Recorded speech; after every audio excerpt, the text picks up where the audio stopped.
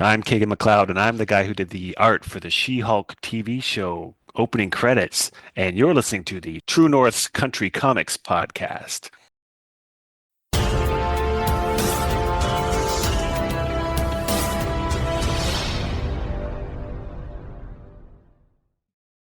Welcome to the True North Country Comics podcast, dedicated to promote Canadian comic book and graphic novel creators and supporters.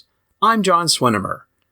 On this episode, I chat with Kagan McLeod about his illustrative work in preparation for Toronto Comicon 2025. Please like and subscribe to this website by hitting the subscribe button so you'll be notified about new podcast interviews and article posts. This podcast is available wherever podcasts are enjoyed. Please like, follow, and subscribe. Kagan McLeod is an illustrator and comic book artist based in Toronto, Ontario. Kagan is known for expressive brush drawing in ink, watercolour, and acrylic-gouache. He's had illustrations published in a variety of magazines, including GQ, Cosmopolitan, Time, People, and Reader's Digest, as well as newspapers The New York Times, The Wall Street Journal, The Washington Post, and The Los Angeles Times. In comics, Kagan is known for his work Infinite Kung Fu and Chip Zdarsky's Kaptara.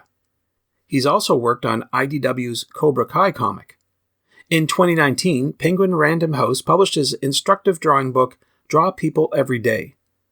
Kagan also created the end credits to the Disney Marvel TV show She-Hulk, Attorney at Law, featuring his illustrations. Kagan and Chip Zdarsky joined forces to provide fans with the conclusion of their beloved science fiction series and follows Kaptara Volume 1, Fear Not, Tiny Alien.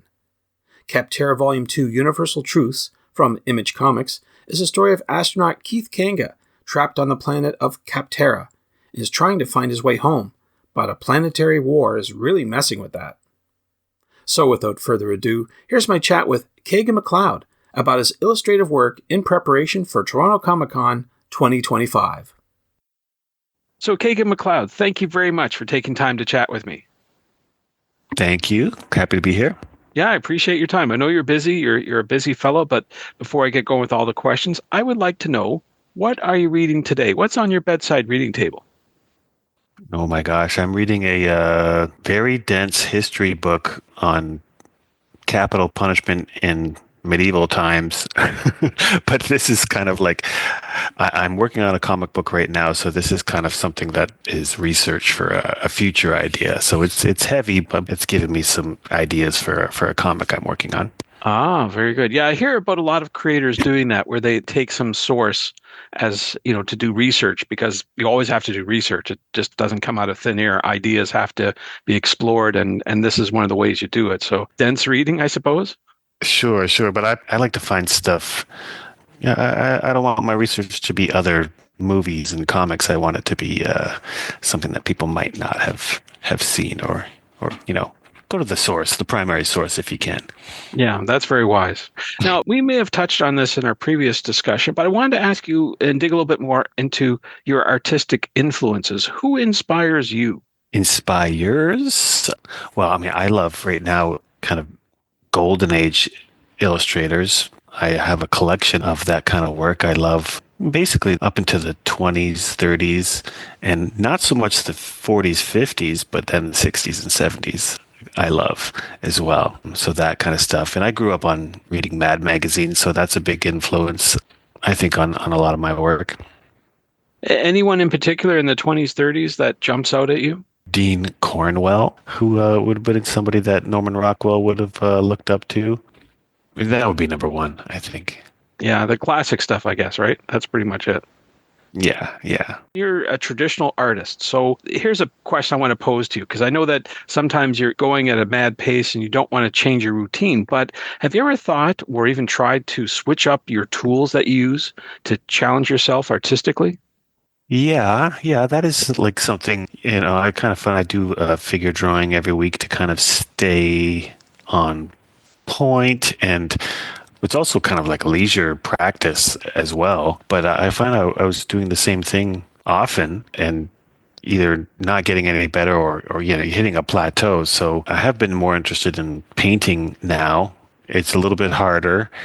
But also with all the, the AI and digital art and everything like that, I think a lot of people's artwork is starting to look a little bit homogenous. So I'm trying to make sure I can lean in on doing something that is a little bit more handmade and has like a human signature. And I think, I think it's more fun anyways to work with traditional materials. So I'm incorporating more painting into my illustration and hopefully comics. What type of painting are you talking about now? I'm like using acrylic-gouache hybrid, and that is because it is not as plasticky as acrylic, but you can still use it in a watercolory manner if you like, or go opaque if you make a mistake. So it's kind of versatile in that respect. Yeah, I was going to say with paint, they're not too forgiving when it comes to mistakes, so to speak, but you seem to have found a way around it. Well, yeah, the gouache, the thing is you can use it opaquely, so as long as you don't cake it on too thick, you can't make a mistake, really. Ah, very good. Now we're chatting because you're going to be exhibiting at Toronto Comicon that's going on in March in Toronto. With that in mind, I'm wondering if you could talk a wee bit about what will be on your table for attendees when they drop by to see you. Well, I'm going to focus on original art. I'll bring some of those figure drawings that I have been doing, some comic art, some illustration art that's usually kind of like less desirable. So I'm going to try and let that go for cheap because it's a lot of it is I end up just throwing it out. So hopefully some of it can find a home. But and I also like doing commissions and stuff like that. So the last few conventions I've been to, I brought that gouache and have done quick little color painted sketches, which is always fun to do on the floor. I mean, it's a little bit harder on the con floor because people are talking to you and things like that. So, but it's also, fun for people to see somebody working with colored, materials as they walk by. So hopefully it's a draw. Yeah, absolutely. A literal draw. Yeah, no, that's true. But you must have a pretty robust set of tools that you bring with you to do your work, right? It's not just like a one pencil and away you go. There's more to it, I presume. Well, not too much. It's pretty compact. Yeah, just watercolor paper and a few paints, and it looks a little messy, but no, it's pretty easy. All right. Since we last talked, a couple of things have come out, and I think last time we chatted, you were about to finish up Kaptara, Volume 2, with writer Chip Zdarsky. Maybe just looking back, did that satisfy you the way it wrapped up and was collected in one edition? Yeah, Kaptara was a book that we did around 2016, 17, and then, it just kind of took a big hiatus as other projects came up, and we felt so bad not ever wrapping that story up. And Chip had a grant from Substack to start publishing comics on his newsletter. He used a little bit of money from that grant to make Kaptara happen. Yeah, we finished up the next 6 issues, which are really fun and funny and zany. Yeah, I'll have those at the comic convention next month That's for great. sure. And before we started, you were mentioning that you had also worked on an issue of Creep Show, and we've never chatted about that. Can you talk a wee bit about your work on that project? Sure. There's one issue of the new volume that also Chip Zdarsky wrote and I illustrated. So there's an issue. I believe it's the first issue of the second volume from Skybound with a story by me and Chip and one by James Stocco, who's a great illustrator and comic artist that I love. So very cool to be in good company. That's great. I remember talking to Chip and Jason Lowe when they were working on Afterlift, and they got along quite well. I'm wondering, can you give us any peek behind the curtain secrets about how you work with Chip and producing your work? Oh, well, we're good friends too, so it's very easy. Kind of talk about, what I might like to draw, which is always good. He trusts me, so, he's very easy for me to work with because we kind of are on the same wavelength on a lot of this stuff, so I love it. Yeah, that helps a lot. You mentioned right off the top that you're doing some research for a future book. Are there any other projects that you're allowed to talk about that are coming out in the near future? Sure, I don't think it's a secret, but I don't think anyone knows. I haven't really said it, but I mean, why not? I did start a kind of web comic on Instagram during the pandemic called The Tent Master. It's going to be probably 2026, I hope, with top shelf comics.